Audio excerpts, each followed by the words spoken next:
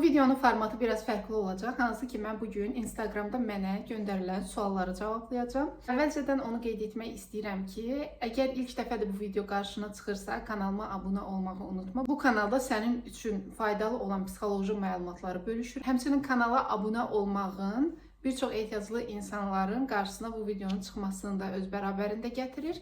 Bundan əlavə mənim üçün böyük bir motivasiya mənbəyidir. İlk sualımız belədir ki, YouTube kanalı açmaq fikri sizə necə gəlib və nəyə görə gəlib? Çox maraqlı suallardan biridir. Əvvəla onu qeyd edim ki, mən ilk olaraq Instagram hesabı açmışdım və orada müəyyən məlumat xarakterli videolar paylaşırdım. Düşünürdüm ki, bu sadəcə mənim bir hobbimdir. Burada hansı işimi göstərmək və yaxud da kimisə cəlb etmək kimi bir məqsədim olmayıb. Eyni zamanda digər platformalardan da istifadə etməyə o qədər maraq göstərməmişəm. Amma son 4-5 aydır ki, mən YouTube kanalının aktiv istifadəçisiyəm. Bu qərara da necə gəldim? Əvvəllər 2020-ci ildə, məsələn, mən YouTube kanalında fərqli pedaqoqları dinləyirdim. Həmçinin öz sahəmlə bağlı olan təlimlərə qoşulurdum. Xarici professorların paylaşdığı ödənişsiz təlimlər olurdu, onlara qoşulurdum. Canlı yayımlar olurdu. Təbii ki, bizim ölkəmizdə YouTube kanalının bu qədər inkişaf edəcəyini bilmirdim. Yəni, aktiv YouTube istifadəçiləri qarşıma çıxmırdı. Mən ancaq xarici səhifələri izləyirdim, oradan lazım olan məlumatları götürürdüm. Və düşünürdüm ki, YouTube kanalını açsam və yaxud da burada danışsam, heç kimə bu maraqlı gəlməz, heç kim üçün faydası olmaz. Amma mən bir türk pedaqoqa qulaq asdıqca düşündüm ki, mən öz bilgilərimi hardasa paylaşmalıyam. Və Instagram hesabında danışıq videoları o qədər də izlənmə yığmır deyə, o qədər də izlənilmir deyə, mən qərara gəldim ki, bunu YouTube kanalında paylaşım. Ən azından bəlkə kimisə qarşısına çıxar, bəlkə burada danışdığım hansısa bir məlumat insana faydalı ola bilər. Və bu fikirdən dolayı YouTube kanalı açmaq qərarına gəldim. Onu da qeyd edim ki, mən YouTube kanalını açmaqda məqsədim burada kimisə öz işimə cəlb etmək, işimi artırmaq deyil. Sadəcə bir hobbi kimi və fikirlərimi insana bölüşməkdə bir vasitə kimidir.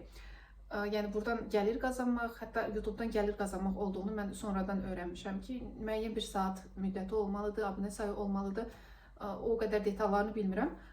Sadəcə onu qeyd etmək istəyirəm ki, məqsədim burada insanları maarifləndirmək, həmçinin öyrəndiyim məlumatları kiminləsə bölüşməkdir. Və düşünürəm ki, biz yaşam prosesində nə qədər bilgi əldə ediriksə, o bilgiləri əldə etmək ehtiyacından daha çox bölüşmək ehtiyacı da olur. Və bu bölüşmə ehtiyacı məndə bu kanalı açmağa səbəb oldu. Yəni, budur səbəb. Maraqlı suallardan biri budur ki, flörtöz insanlar düzəlir.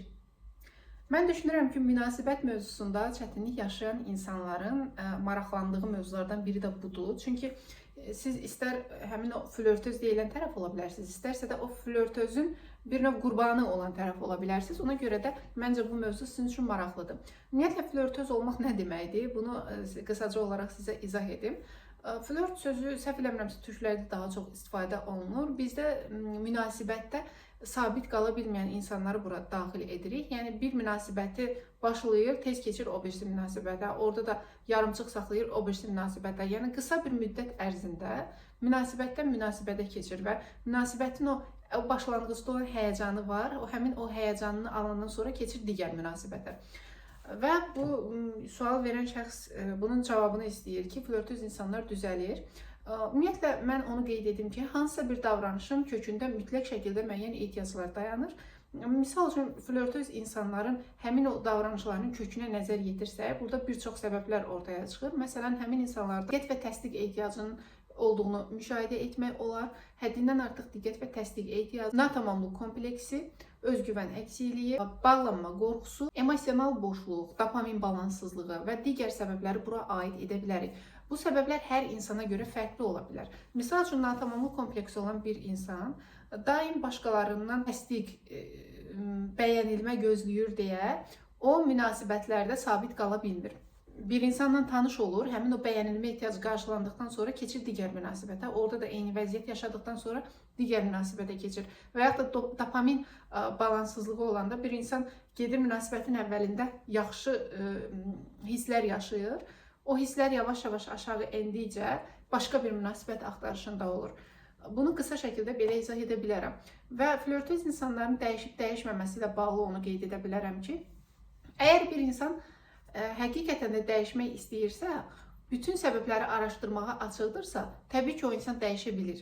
Yəni, insan özünün probleminin fərqində olduqda, ehtiyacını təbii yollarla qarşıladıqda, o insanın dəyişmə ehtimalı 100%-dir. Yəni əsas odur ki, siz istəkli olun və buna qərar verin. Araşdırmağa isə açıq olun. Öz daxilinizdəki o boşluqlarla üzləşməyə cəsarətiniz varsa, dəyişmək o qədər də çətin deyil. Bir maraqlı sual veriblər. Bəzi insanlar niyə tək qalmaqdan yox, öz fikirləri ilə qalmaqdan qorxur? Əslində çox geniş və dərin bir sualdır. Bunu mən öz düşüncəmlə belə qeyd edə bilərəm ki, əslində tək qalmaqdan qorxmaq da öz düşüncələri ilə qalmaqdan qorxmaqla eyni səviyyədə təhlil oluna bilər. Bəzi insanlar həqiqətən də çox səs-küylü ortamda və yaxud da insan çox olan ortamda özünü çox yaxşı hiss edir. Bunu bir neçə səbəblə əlaqələndirmək olar. Birinci mənada insanların şəxsiyyət tipinə görə.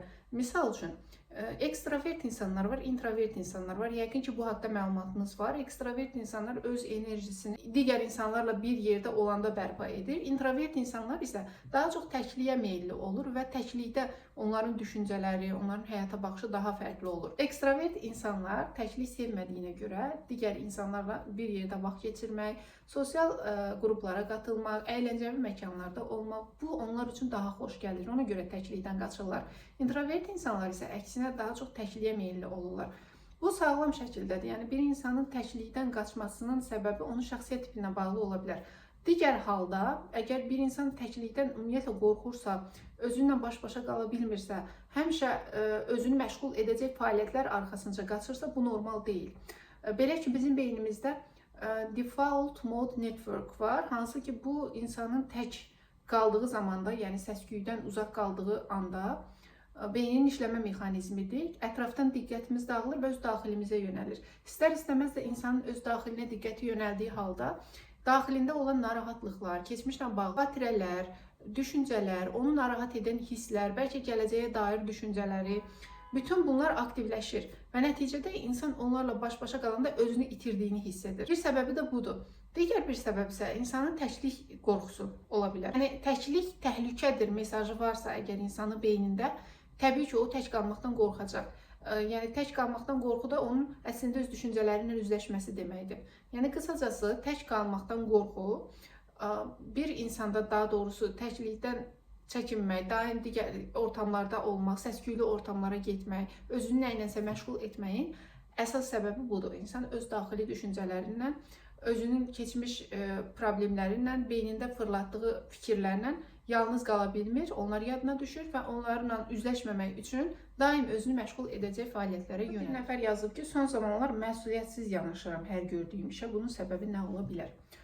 Bu ümumi bir sualdır. Yəni mən son vaxtlar məsuliyyətsiz yanaşıram. Bunun bir səbəbini deyim, mən də onu aradan qaldırım deyə bir şey yoxdur. Çünki xüsusiyyətin insanda bir müddətdən sonra yaranması müəyyən bir faktorlarla bağlıdır. Hər insanın həyatı fərqli şəkildədir və hər insana təsir edən məqamlar həyatda çox fərqli və müxtəlif şəkillərdə özünü göstərir. Ümumi olaraq belə qeyd edim ki, əgər bu məsuliyyətsizlik xüsusiyyəti sizdə sonradan yaranıbsa, onun yarandığı vaxtda həyatınızda nə baş verib və o baş verən situasiyalarda siz hansı mövqedə olmusunuz, o situasiyaya necə yanaşmısınız, buna diqqət yetirmək vacibdir. Yox, əgər ümumiyyətlə sizdə belə bir xüsusiyyət varsa, o şəxsiyyət tipinizlə bağlı ola bilər və sizin həyat keyfiyyətinizə mənfi təsir göstərirsə, bunu araşdırmaq lazımdır ki, nəyə görə bu şəkildədir. Və sizin artıq şəxsiyyətinizin bir parçasına çevrilibsə, uşaqlıq dövründən sizdə o məsuliyyətsizlik xüsusiyyəti necə təzahür edib, harda özünü göstərib, bəlkə kimlərinsə sizə etiket kimi yapışdırdığı bir xüsusiyyətdir. Bunu dəyişdirmək təbii ki, öz əlinizdədir. Yavaş-yavaş bunun istiqamətində addımlaya bilərsiniz. Sonradan yaranmış məsuliyyətsizliyin kökündə isə dediyim kimi fərqli səbəblər olar. Hansısa yaşadığınız bir hadisənin təsiri ola bilər, ona verdiyiniz mənadan dolayı məsuliyyətsiz olduğunuzu düşünə bilərsiniz və yaxud da ümumən sizə təsir göstərən stres faktorları çoxdur və bu da özünü məsuliyyətsizlik kimi göstərə bilər və yaxud da siz perfeksionist bir insansınız, hər şeyi daha mükəmməl etməyə çalışırsınız deyə bu sizdə əks təsir olaraq məsuliyyətsizlik xüsusiyyətini yaradıb. Bu nöqteyi nəzərdən yanaşmaq lazımdır. Dediyim kimi, burada ana xətt odur ki, məsuliyyətsizlik məndə nə vaxtdan yaranıb, əgər sonradan formalaşıbsa, o formalaşdığı dövrdə mən hansı hallarla üzləşmişəm, həyatımda hansı problemlərlə qarşılaşmışam, o problemlərə hansı mənanı vermişəm, mənə necə təsir göstərib, bunu araşdırmaq lazımdır. Yox, əgər uşaqlıqdan siz düşünürsünüz ki, məsuliyyətsiz bir xarakter tipiniz var, O zaman o xarakter tipini zəncirvari şəkildə araşdırmaq lazımdır ki, necə olub ki, belə bir xarakter tipi sizdə formalaşır. İstəklərinizi videonun aşağı hissəsində yaza bilərsiniz. Bundan əlavə suallarınız varsa, ya mənim Instagram hesabıma keçib oradan mənə ünvanlaya bilərsiniz və yaxud da bu videonun aşağı hissəsində suallarınızı qeyd edə bilərsiniz. Növbəti videolarda o sualları cavablayaram. Bura qədər izlədiyin üçün sənə ayrıca təşəkkür edirəm. Videonu izləməyinlə bağlı aşağıda bir simvol göstərə bilərsən. Növbəti videoların davamı üçün səhifəmə abunə olmağı, kanallarınla paylaşmağı, həmçinin bu videonu bəyənməyi unutma. Hələlik!